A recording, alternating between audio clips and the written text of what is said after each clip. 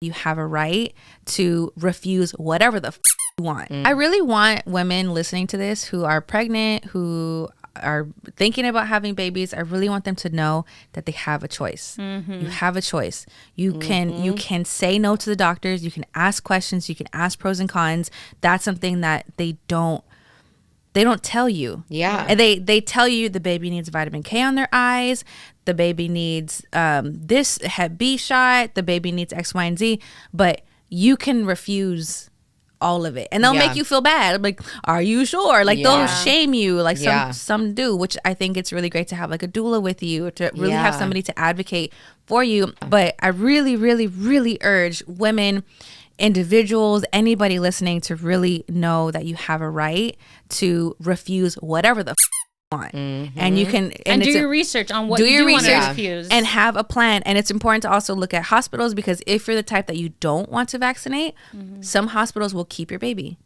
What? And they can call child protective services on you. What hospital is that, in California? Exactly, in California, yes. Well, I mean, in any state. I mean, we don't know what's happening now with the way the government's going.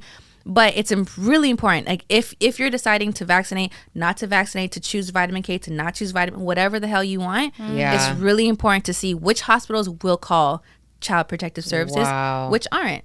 Which do you just call them and ask them, are you going to call child protective services if I deny this? You can ask. Yeah. You can ask that. I know that there are strict ones here in California, in LA, and I know that there are some, which is why the one that we chose, the hospital, was a hospital that wouldn't call child protective services, because I didn't do vitamin K for him. So it was important for me to know these things before going into it. So I'm walking out with my baby. I think that's important. And I know we talked about classes in the last episode, but we had taken one of our birthing classes at the hospital that we were going to deliver.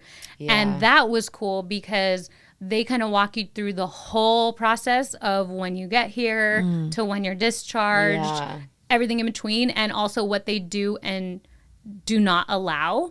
So as far as vaccines, we didn't want all of the vaccines either when he was born, and they made it clear in that class, like, you can accept or deny. You're the parent and you choose. So like, also look into your hospitals and look into the classes so you know the ins and the outs. And we wanted to know everything. And like, they had a tub there if we wanted to do a water birth. Like they're like, if you want to do a water birth, we have a room for that. And like, you know, all of the amenities. That's amazing.